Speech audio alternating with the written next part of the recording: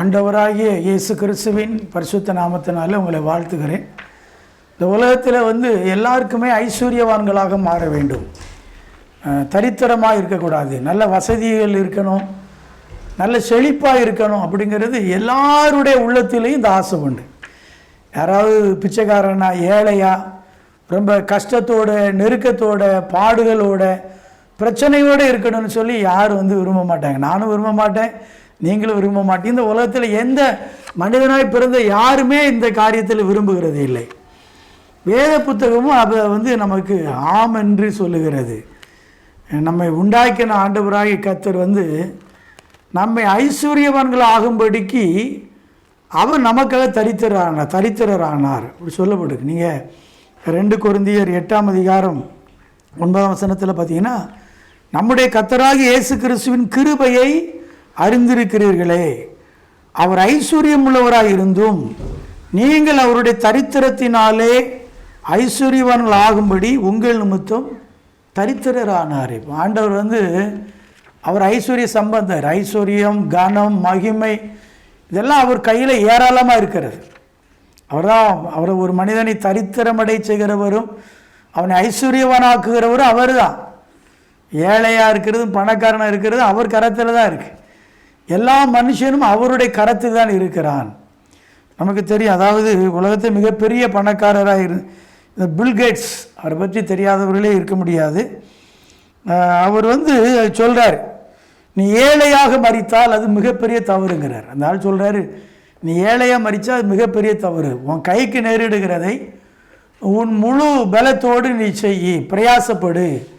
இப்போ நமக்கு தெரியும், வேதத்தில் ஆபிரகாம்ங்கிற ஒரு மனிதனை ஆண்டவர் செல்வ சீமானாய் மாற்றினார். அவருடைய ஆரம்ப காலத்தை பாருங்கள். அதையும் 12 அதிகாரத்தில் அவர் கல்தேய பட்டணத்தில் ஊர் என்கிற இடத்துல இருக்கும்போது கர்த்தர் அவரை சந்திக்கிறார். தேவன் அவரை சந்தித்து ஆபிரகாமை பேர் சொல்லி கூப்பிடுகிறார்.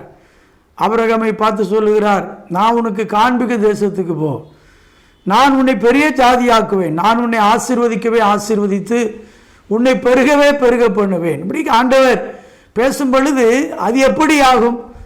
நான் என் குடும்பத்தில் இப்போ இருக்கிற தரித்திரம், இப்போ இருக்கிற கஷ்டம், இப்படி இதெல்லாம் நான் பார்த்து ஆபிரகாம் கர்த்தரிடத்தில் வாக்குவாதம் பண்ணலை. ஏன் அது எப்படி நடக்குன்னா கேள்விலாம் கேட்கல. ஆபிரகாம் விசுவாசித்தான்னு சொல்லப்பட்டிருக்கு. அது 15:6 ஆபிரகாம் கர்த்தரை விசுவாசித்தான், அது அவனுக்கு நீதியாக எண்ணப்பட்டது. நம்முடைய ஆண்டவர் நம்மை அவருடைய நாமத்தினால நம்மை ஐஸ்வர்யவனாய் மாற்றுகிறார். அதுக்குதான் கர்த்தராகிய இயேசு கிறிஸ்து பரலோகத்தில் இருக்கிறத கொள்ளையாடின பொருளாக எண்ணாமல் அவர் பூமிக்கு உங்களை மீட்க என்னை மீட்க தரித்திரத்தில் வந்தார், அடிமையின் ரூபம் எடுத்தார். வேதத்தை சொல்லப்படுங்க, நாம் ஐஸ்வர்யவான்கள் ஆகும்படி அவர் தரித்திரரானார். எவ்வளோ பெரிய அன்புள்ள ஆண்டவர்!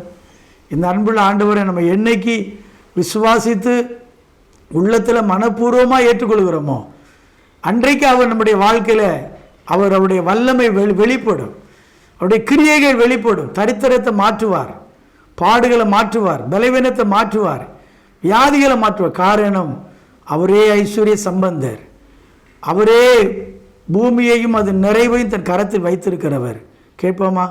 நல்ல பிதாவே, எங்களை ஐஸ்வர்யவங்களாய் மாற்றும்படிக்கு நீ தரித்திரர் ஆனீர் என்று நாங்கள் பார்க்கிறோம். கர்த்தாவே, உமக்கு சோத்திரம். ஏசப்பா, நாங்கள் நம்புகிறோம், விசுவாசிக்கிறோம். எங்கள் தரித்திரம் மாற, பிரச்சனைகள் மாற, பாடுகள் மாற, போராட்டங்கள் மாற கிருபை செய்யும்.